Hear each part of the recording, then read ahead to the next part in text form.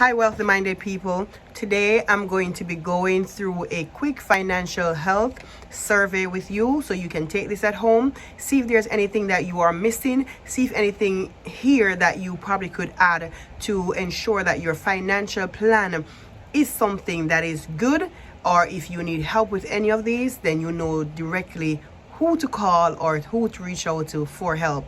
Today, this is the first question. If you die today, would your family financial lifestyle change for the better or for the worse?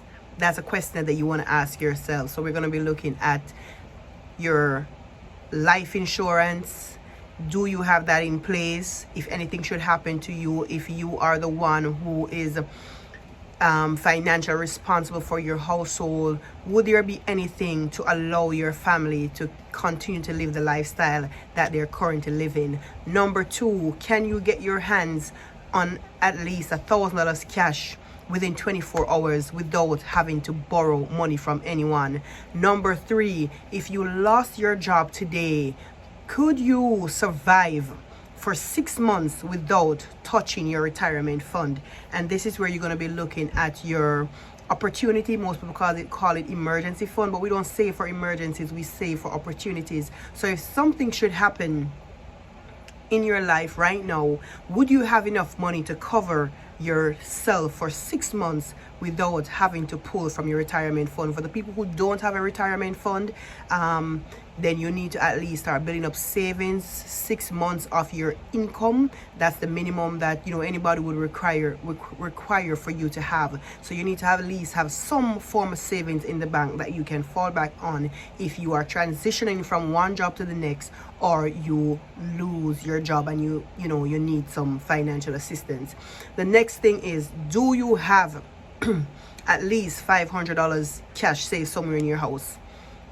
And people may be wondering, why do I need cash in my home? But remember, there's going to be unexpected expenses that comes up at any time. Something, break down in the house. You probably have to change something real quick. You don't have any access to your card, or maybe you just don't have any money on those cards. Credit cards are maxed out. Is it possible for me to have 500 cash? And then here you go again. Because I'm just going through the motion of how people would think, why would I have cash if I have a maxed out credit card? It is always good, and because I teach people about the envelope method, to have cash around in your home, just in case at any time you probably need to use cash right away. You don't have to touch the cards. Maybe you're trying to discipline yourself by putting your cards away so that you can use your cash and not increase those credit card balances. So a good way to cut your spending when you're trying to save more money or reduce your spending on your credit card to not go in more debt is to use cash to do your purchases. All right, next thing is, do you give to people or organization on a regular? Why is this important? The Bible talks about us being a blessing to other people, and it is important that that you at least have this in your budgeting or your spending plan, what you plan to give. It also helps you to control the fact that you're not emotionally just giving money without knowing how much it is in your spending plan to give per month or whenever you give, and it's also good to give to other people, to give to charities, to give to causes that aligns with your mission or your vision in life. The next question is, do you vacation at least twice per year? It's not going to be once. I'm putting at the minimum twice per year. It doesn't matter where you work. It doesn't matter how much money you earn. This is something that you have to stop telling yourself, that you don't earn enough, that you do not have enough money to take a vacation.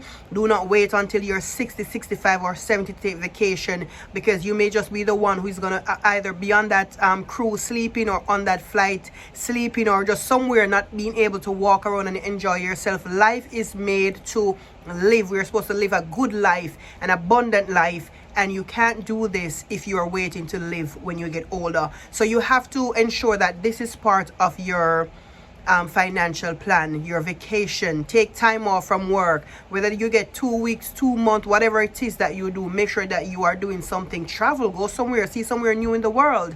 Life is not about just having things. You want to have the things, you want to have the nice stuff, but what about the experiences? I believe that life is based on experiences. I want, when I get older, I can look back and say I did all these things, I traveled all, to all these places, and I can have those as a memory.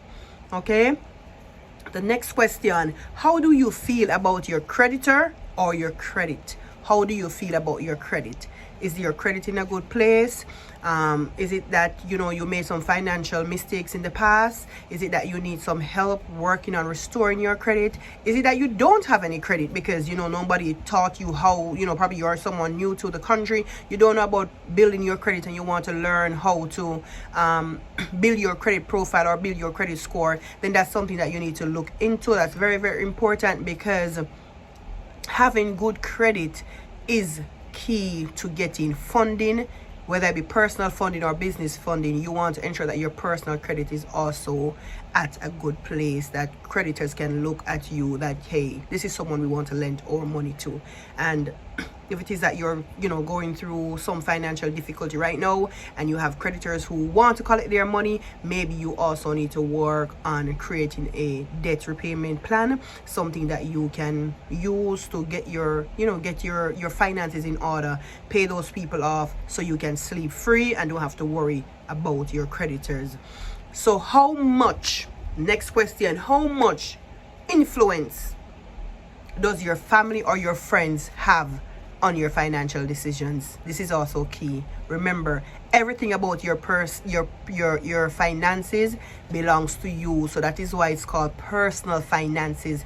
It's, even though we're going to include our family or children along the line, your decisions should be based on your goals, whether it be long-term, short-term, what it is that you plan to, accomplish by building your credit, saving, investing. It comes down to you. So even though you're taking advice from people, please ensure that these decisions are based on your personal needs and your personal goals. So if you answered any of these questions and you probably get all them good and you're correct and you're financially healthy, fine. If you're someone who, hey, I haven't been doing much of anything that you said here, Lotoya, but I think that I need some help, then it's time for you to create a financial plan that will set you up so you can accomplish your goals of having financial freedom. You know where to reach me, and I'll be more than happy to assist you to get that going. Be blessed.